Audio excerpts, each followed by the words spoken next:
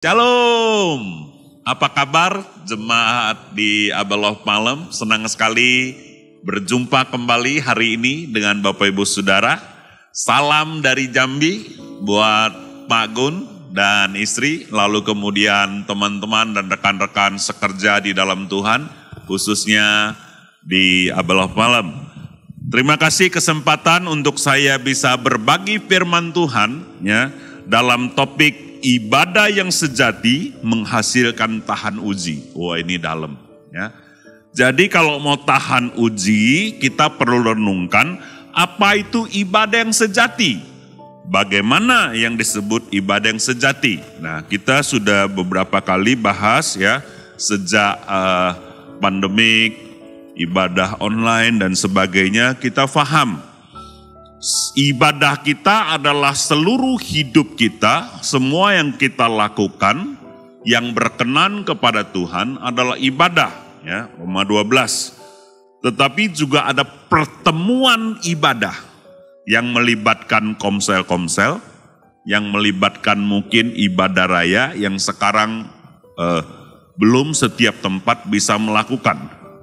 Tapi hari ini saya mau bawa kita kembali ke ribuan tahun yang lalu, di mana orang-orang beribadah kepada Tuhan, ya, tidak ada dukungan fasilitas yang memadai, ruangan ber-AC, alat musik, atau kumpulan orang rame-rame. Nah, bukan berarti gedung, musik, dan rame-rame gak asik. Asik sekali, apalagi saya ya. Saya suka AC karena saya takut panas. Tapi mari kita renungkan ibadah yang sejati, yang esensi itu apa? Supaya setiap Bapak Ibu walaupun di rumah saja bisa lakukan ibadah yang sejati. Bisa dikuatkan dan pastikan hadirat Tuhan ada dan pastikan doa kita dijawab dan kita juga bisa memastikan kita berkenan kepada Tuhan. Nah, ada unsur-unsur, ada prinsip-prinsip. Jadi sengaja hari ini saya tarik ke perjanjian lama, ke ribuan tahun yang lalu di mana ibadah tidak seperti sekarang ini. Ya.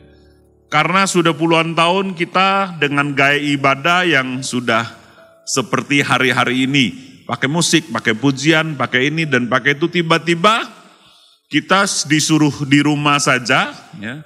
Ada kejanggalan khususnya buat anak-anak muda yang belum ngalamin dulu ibadah lantai tanah, ibadah tepuk tangan saja karena gitar gak bisa dibeli.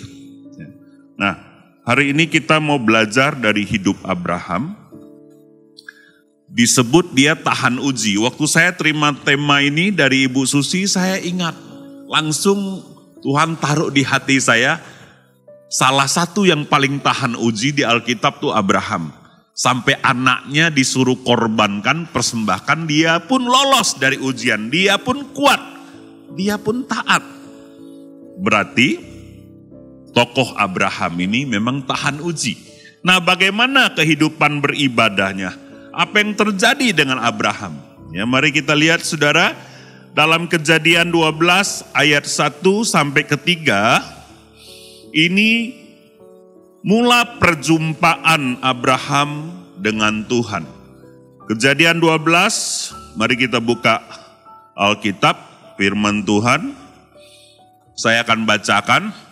Berfirmanlah Tuhan kepada Abram, pergilah dari negerimu, dari sanak saudaramu, dari rumah bapakmu ini, ke negeri yang akan kutunjukkan kepadamu.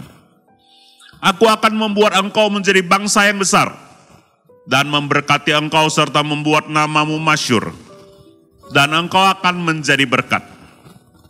Aku akan memberkati orang-orang yang memberkati engkau dan mengutuk orang-orang mengutuk engkau, dan olehmu semua kaum di muka bumi akan mendapat berkat. Ini luar biasa. Hal pertama yang bisa kita alami dan harus kita miliki dalam ibadah yang sejati adalah perjumpaan dengan Tuhan. Ya. Perjumpaan pribadi. Kapan waktu engkau terima Yesus pertama? Mengaku di mulut, percaya di hati. Engkau sebelumnya belum mengenal Allah pencipta langit dan bumi, tapi setiap orang, setiap pribadi punya momen khusus dalam hidupnya di mana dia berjumpa. Entah itu dengar suara Tuhan audible, entah itu lewat penginjilan orang lain, tapi ada titik dan seringkali sampai ngalami nangis. Ya, itu tanda-tanda yang paling umum. Ada perjumpaan pribadi dan terima visi biasanya ya dari Tuhan. Abraham dibilang engkau mesti keluar dan engkau akan jadi berkat. Ya, wah luar biasa. Kita lihat ayat kedua ya. Apa tadi visi Tuhan dalam hidup Abraham? Aku akan membuat engkau menjadi bangsa yang besar dan memberkati engkau serta membuat namamu masyhur. Ini kan luar biasa, bangsa yang besar. Abraham saja ya belum punya anak, tapi sebuah janji, sebuah visi akibat dari perjumpaan pribadi. Hari ini sebelum saya lanjut khotbah saya mau pastikan setiap Bapak Ibu yang mendengar firman hari ini, siapapun engkau, pastikan engkau pernah bertemu Tuhan, ada perjumpaan pribadi dengan Tuhan, mengalami Tuhan. Itu tandanya engkau mulai masuk dan beribadah kepada Allah pencipta langit dan bumi. Karena ibadah sejati itu bicara hubungan yang personal sekali dengan Tuhan. Ya. Hal yang kedua, saudara, setelah kita berjumpa dengan Tuhan, kita terima Tuhan, ada hubungan pribadi, ada visi dari Tuhan, kita perlu peneguhan yang berulang-ulang. Nah ini penting. Inilah yang disebut menyembah secara pribadi, kenal lebih dekat ya. Ada banyak peristiwa di mana kita dikunjungi Tuhan lewat kita saat teduh, lewat kita, saudara maaf, kenapa seringkali orang di kamar mandi dengarkan Tuhan? Ya. Sebenarnya bukan di ibadah raya yang besar. Kenapa banyak kesaksian di kamar mandi? Karena di situ sendiri dan merenungkan, memikirkan Tuhan. Ya, sudah kekasih, kita perlu ada peneguhan berulang-ulang dengan Tuhan secara pribadi. Jadi bersyukur kalau kita bisa ibadah raya, tapi kalau worship-nya luar biasa, WL-nya luar biasa, kita sendiri sedang mikirkan bisnis, HP, tidak berhubungan sendiri dengan Tuhan, itu bukan ibadah, itu bukan penyembah. Ya. Jadi bicara baik korporat rame-rame atau di rumah, ya, kita perlu ada hubungan yang pribadi. Berjumpa dengan Tuhan tidak cukup sekali, tapi terus-menerus, supaya kita makin dekat, makin mengenal Tuhan. Saya mencatat di sini, saudara, ada banyak sekali kunjungan Tuhan kepada Abraham meneguhkan. Coba lihat Kejadian 12 ayat 7, ya. Di situ dikatakan ketika Tuhan menampakkan diri kepada Abraham dan berfirman, aku akan memberikan negeri ini kepada keturunanmu, maka didirikannya di situ mezbah bagi Tuhan yang telah menampakkan diri kepadanya. Nah ini momen perjumpaan, peneguhan. Yang selanjutnya Bapak Ibu bisa baca sendiri, ada banyak. Kejadian 14, ya Tuhan memberikan maksud Abraham memberikan persembahan kepada Melkisedek, dan itu gambaran Tuhan Yesus. Ada peneguhan kembali dari Melkisedek. Lalu kemudian Kejadian 15 ayat 4 sampai 6. Mari kita lihat sama-sama saudara, Kejadian 15 ayat 4 sampai 6, apa bunyinya? Tetapi datanglah firman Tuhan kepadanya demikian, orang ini tidak akan menjadi ahli warismu, melainkan anak kandungmu, dialah yang akan menjadi ahli warismu. Wajar saja saudara ketika berjalan dalam visi Tuhan, kita komsel, kita beribadah, tapi kejadian tidak seperti warna asli yang diharapkan.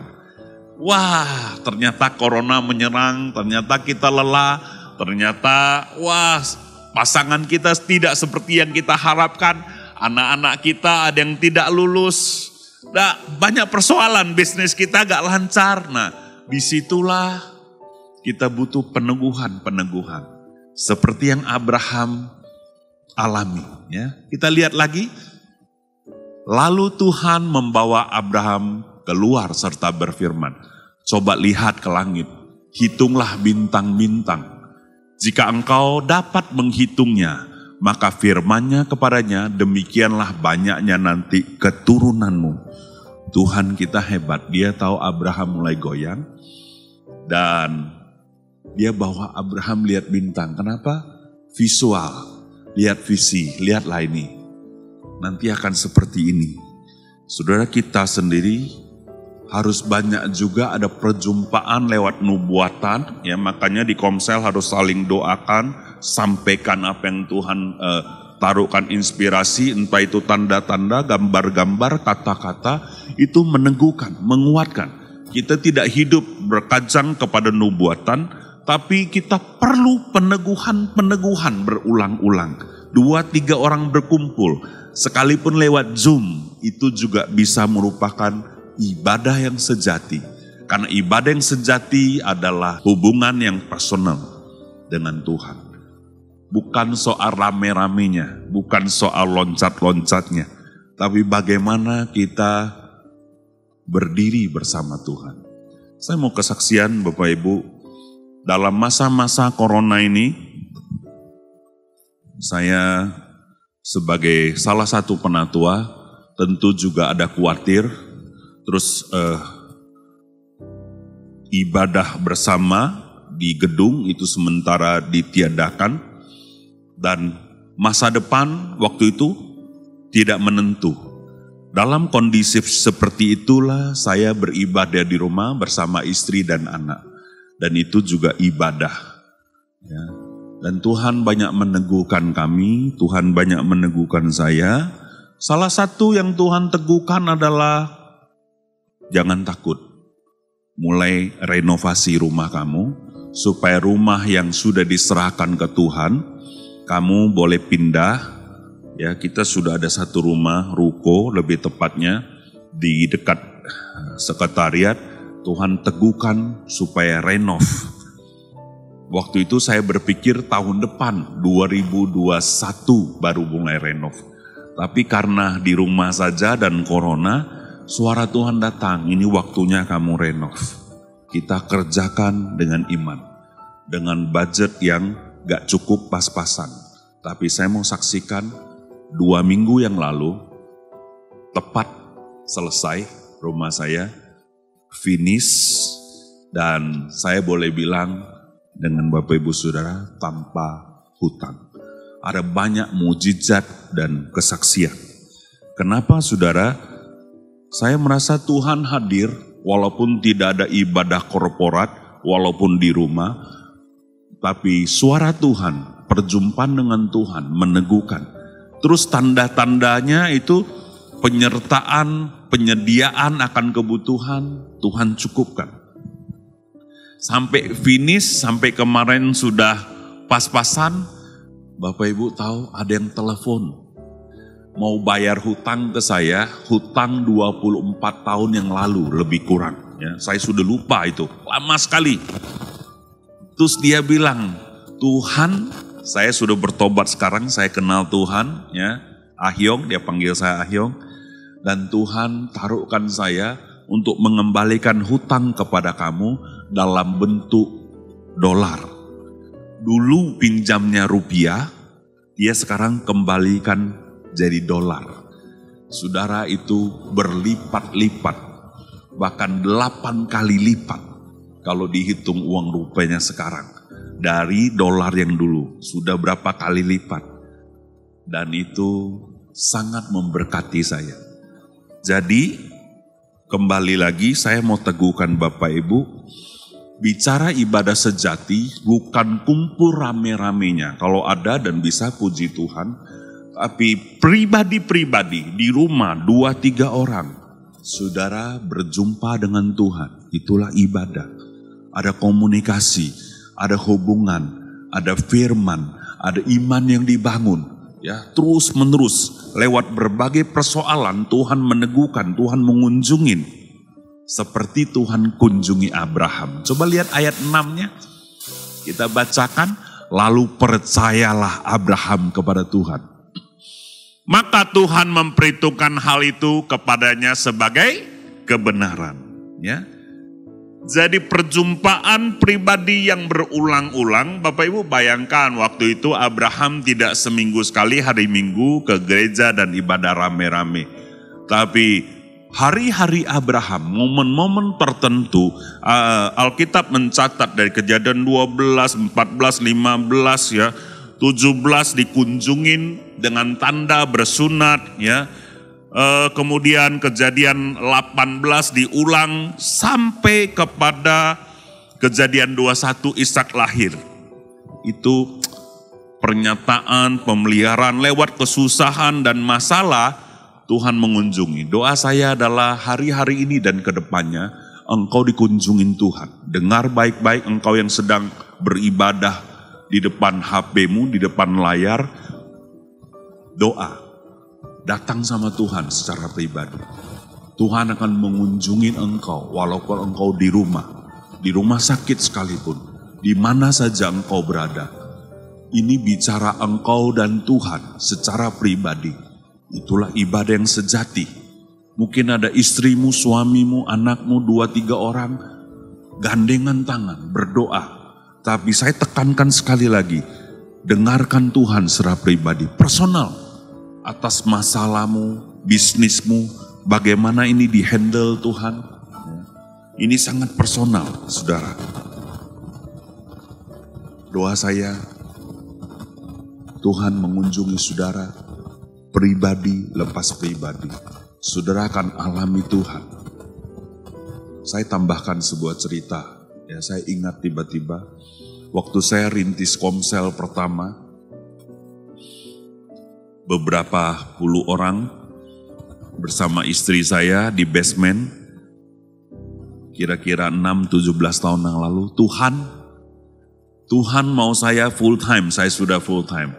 Tuhan mau saya rintis gereja, saya sudah lakukan. Tapi dengan keadaan uang yang terbatas, orang yang beberapa orang ini ya kira-kira waktu itu 30 atau 27 saya lupa. Sampai kapan Indonesia dimenangkan, sampai kapan Sumatera atau kota Jambi dimenangkan. Atau sederhananya sampai kapan 500 orang dibaptis. Nah, ketika saya doa pagi bersama istri, Tuhan taruhkan, muridkan orang-orang. Tapi Tuhan, teman-teman saya pengusaha semua, ada pengusaha yang bagus, ada pengusaha yang lagi bangkrut, gak ada pendetanya. Tuhan ingatkan saya tentang Rasul Paulus memuridkan Priscilla dan Aquila. Saya dapat, lalu mulai saya kumpulkan para pengusaha, ya saya cerita tentang bagaimana kalian gak usah full time, atau Tuhan mau full time itu tidak jadi masalah, tapi kalian pegang jiwa, muridkan terus menerus.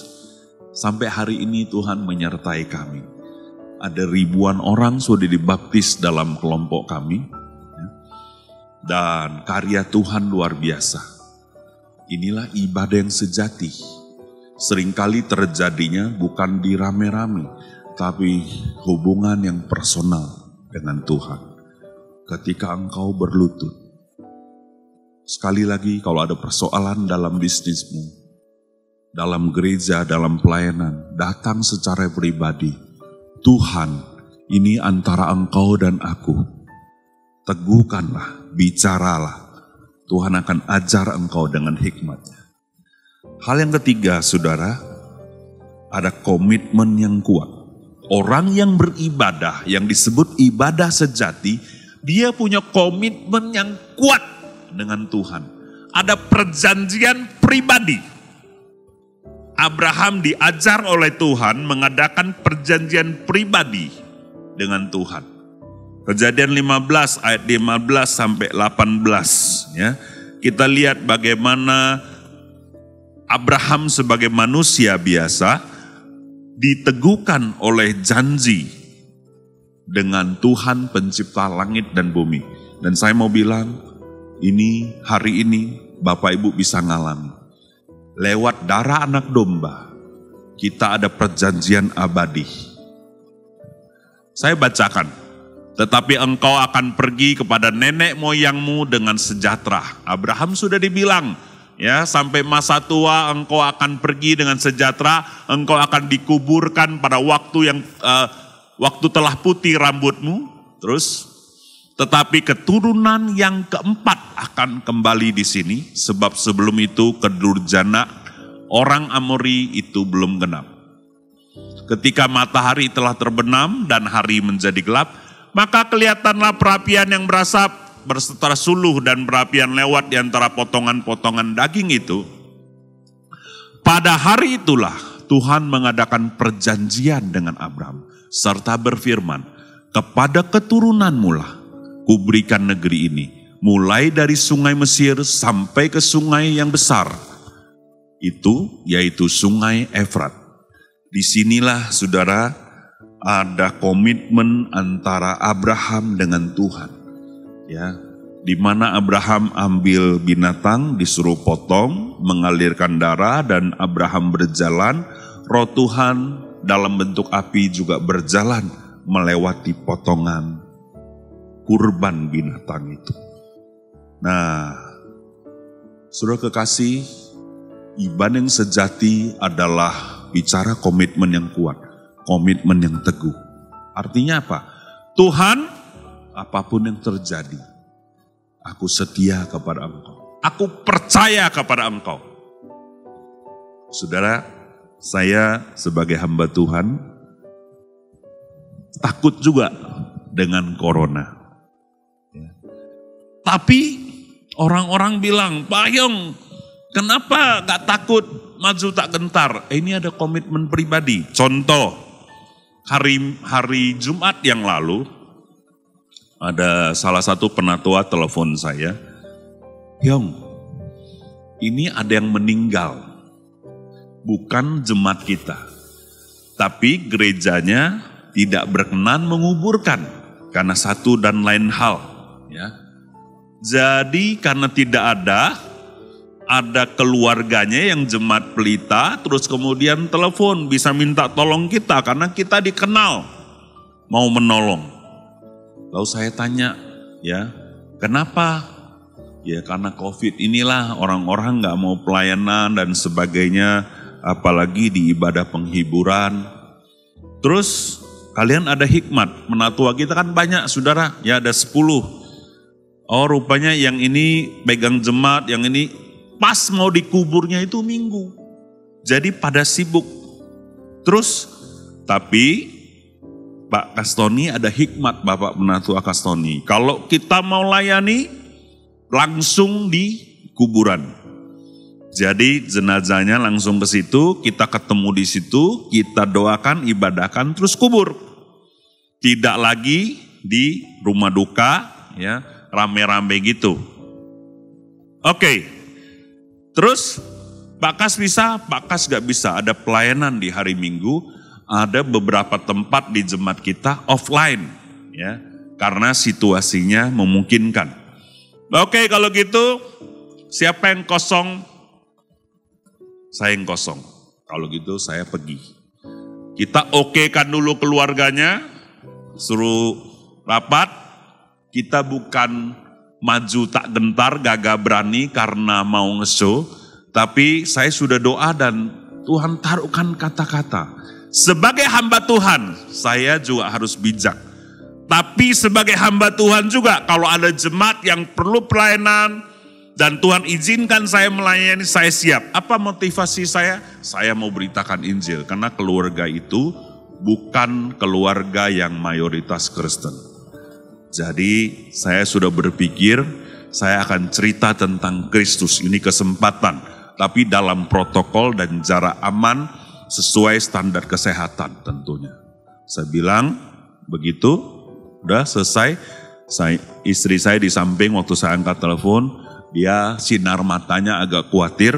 Saya bilang sama istri sama anak-anak, gak apa-apa, papa ini bukan sok-sokan, belagak beriman, enggak. Kita ini hamba Tuhan. Dalam kondisi Tuhan izinkan kita harus pelayanan, kita mesti maju. Ya. Oke?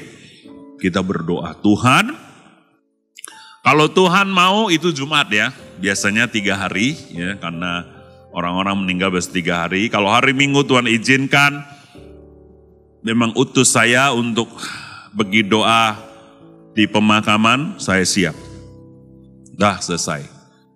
Sabtu siangnya saya dapat kabar, Yong enggak jadi. Kenapa?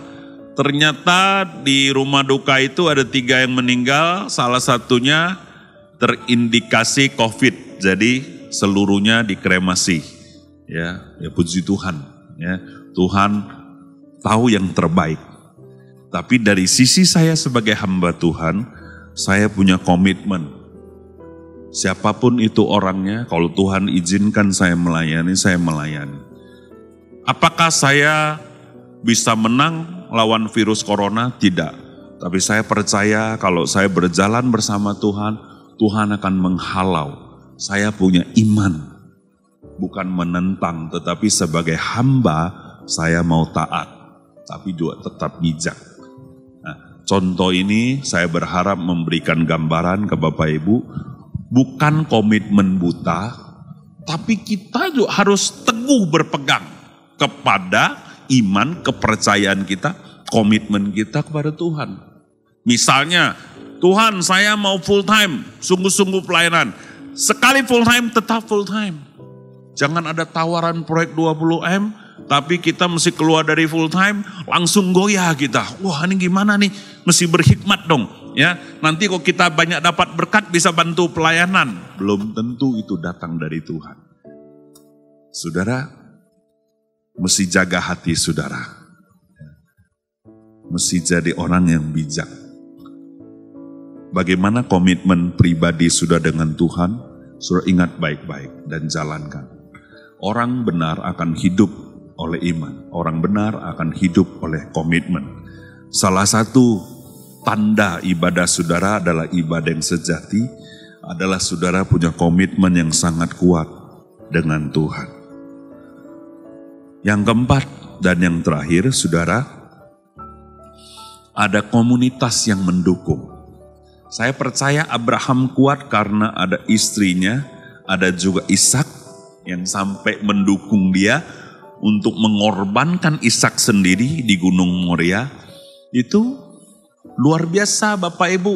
Ada komitmen antara bapak dan anak, anaknya rela mati untuk menggenapi perintah Tuhan dalam hidup bapaknya. Itu luar biasa.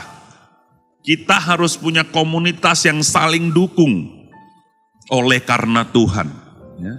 Dan bukan itu saja, Abraham punya pasukan orang-orang yang lahir di rumahnya 314 orang waktu dia mau pergi perang. Nah inilah yang bisa diandalkan Abraham. Punyakah saudara orang-orang sahabat dekat yang berkomunitas 2-3 orang dengan saudara? Banyak orang bilang sama saya, apa ya Pak, susah, orang gak bisa dipercaya sekarang. Kalau gitu mulai ya dari hidup saudara. Jadilah orang yang menaruh hidup, menanam hidup ke orang lain. Minimal saudara jadi orang yang berkomunitas, jadi sahabat sejati. Ya, havruta, praktekkan.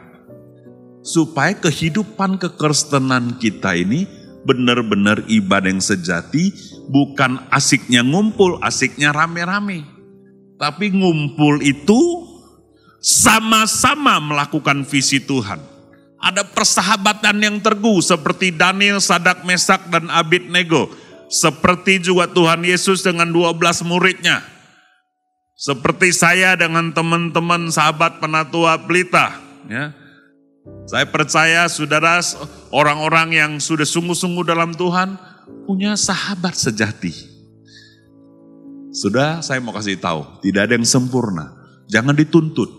Jangankan sahabat, istri saja KO kalau kita tuntut, ya kan? Suami saja keok kalau kita tuntut.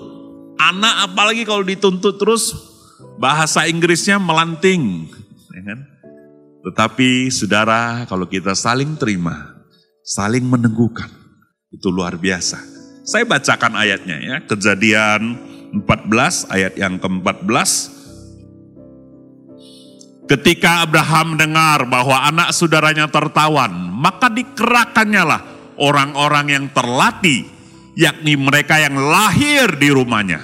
318 orang, bukan 14, 318 orang banyaknya, lalu mengejar musuh sampai ke Dan. Bayangkan saudara, ya, orang yang lahir di rumah Abraham saja 318 orang.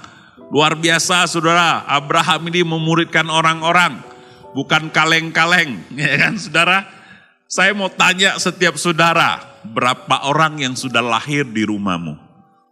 Bukan anak kandung, artinya orang-orang yang lahir baru atau lahir benaran di bawah pengayoman engkau.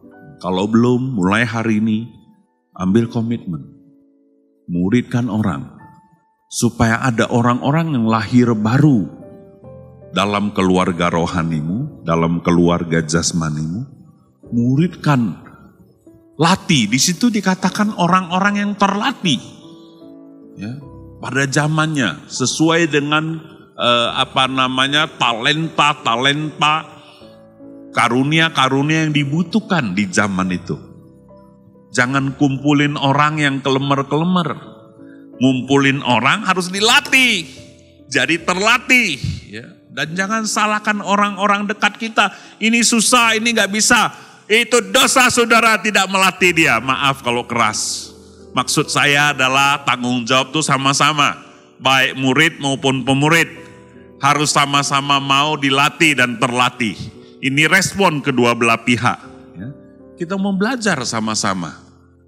Nah, kalau saudara sudah lahirkan anak-anak rohani, ya, punya komunitas mendukung, sudah punya komitmen yang kuat, saudara punya hubungan yang pribadi dengan Tuhan lewat perjumpaan peneguhan yang berulang-ulang, lalu saudara ada momen terima visi Tuhan, mengalami Tuhan untuk pertama kali terima Yesus, maka kalau 4 prinsip ini ada dalam hidupmu, saya mau pastikan ibadahmu adalah ibadah yang sejati.